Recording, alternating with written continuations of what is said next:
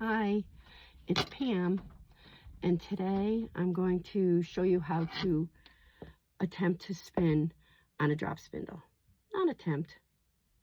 I'm going to show you how to start and spin on a drop spindle. We're going to be using this spindle today. It's an Ashford.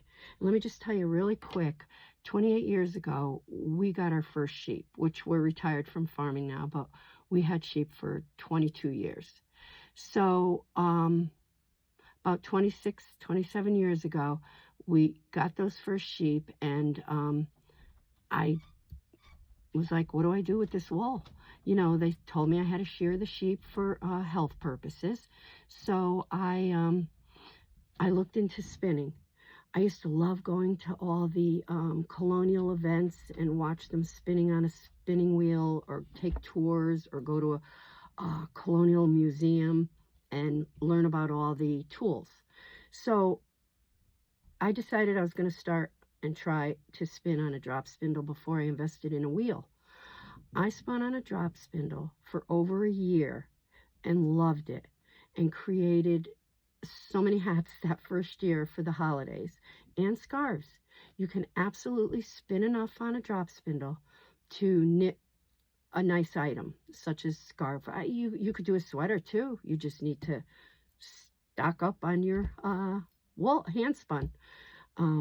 So I'm going to be using this spindle, but I want to say that depends on the weight of yarn that you want to spin, the size of your spindle. This will be a very thin yarn. This is a little heavier yarn. It's a bigger, heavier spindle. This one is even a little heavier, and it spins this weight. Here's a nice heavy spindle that I could spin a nice bulky on.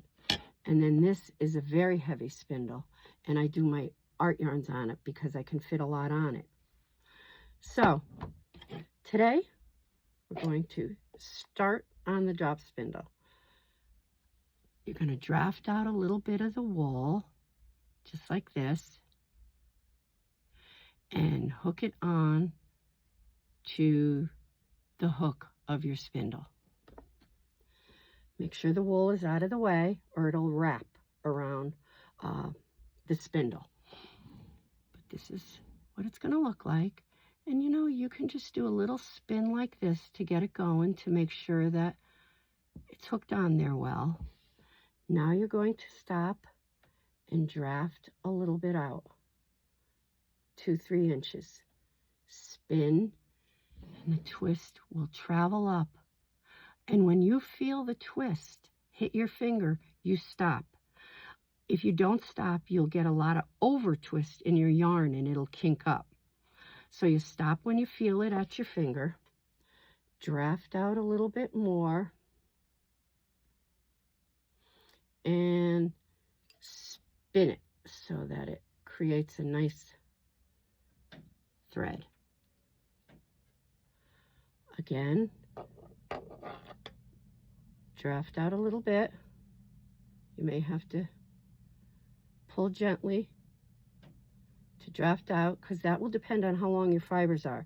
If your fibers are very long, you can't break your fibers. See how it won't pull apart? So you need to give it a little bit more space to be drafted out.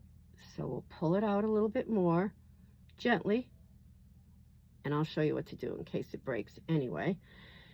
You're going to put that twist in it again. You can stop in between, draft out a little bit more, and spin again. Now my thread's getting longer, so my spinning is going to need to be done a couple of extra times up, so it hits my finger. It's longer, so the twist will take longer to go up. Now I, a lot of times, catch it between my leg.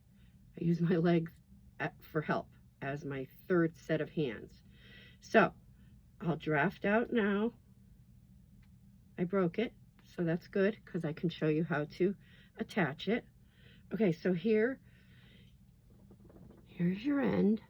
And what you want to do is, let me come in closer, fluff that end out so it's nice and fluffy. Take a piece of this, overlap it. Now, a lot of people will wet it a little bit. It's like felting it. So you're kind of pre-attaching it a little bit. Wet it and spin. Now I can see that it has gone up, and those two pieces, those two light fluffy pieces that were drafted out, attached very nicely. So you continue to spin and draft. You can try it without catching it between your legs, but again, I often will catch it between my legs. So let's roll this on. Now we started on the spindle, so usually spindles have a little notch in them that you, and if they don't, that's okay. You can just get it going to wrap it onto your spindle. So always leave a few inches so that you can wrap it around that hook again. Now I wrap it around the hook twice, just so it can't slide off while I'm spinning. So we'll get this pre-drafted out. That's what this is called when you loosen your fibers. Pre-draft it a little bit. Spin. Let it go up. Catch that little bit of fiber up there. Now I can feel it. So I can catch it between my legs, which is what I suggest if you're just learning. Draft that out a little bit and let that twist travel up. It's traveling right up that spindle. So twist.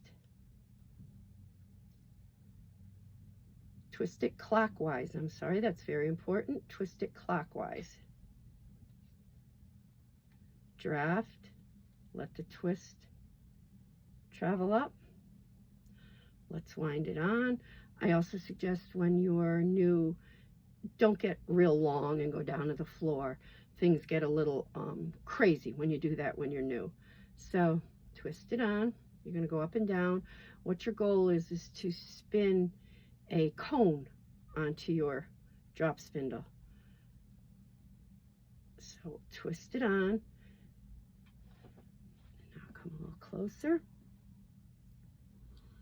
Spin, let the twist travel up. Spin, let the twist travel up, and spin my thread and wrap it on. Now I'm not going to go on and make this seem that it's so difficult. If you start from the beginning again and go step by step, and I suggest spinning 2 or 3 inches at a time. Don't try to spin a foot at a time. Just spin a few inches, catch it between your legs, let the draft travel, or let the twist travel up to where you've pre-drafted it, and do it again, maybe 3 or 4 times till you get it to be about a foot long, and then wrap it onto your drop spindle. So there's so many pretty drop spindles out there. You can start with a basic drop spindle. If you have kids and you want to try to show them how it's done, you can take a dowel and you could put a little notch in the dowel, and you can take an apple and stick that small piece of dowel into the apple and spin the apple and use that as your drop spindle with kids. They often did that in the colonial days when they didn't have any other items to spin with, any other tools. So again, there's so many different sizes. We go from this tiny to this big, and here's the cone that I talked about. And it really isn't that bad. And as you can see, you can spin all size yarns onto your drop spindles. And here's another one that I'm spinning silk onto. It's coming out really pretty. This will be used as a, special novelty yarn to include in something. All these were spun on a drop spindle.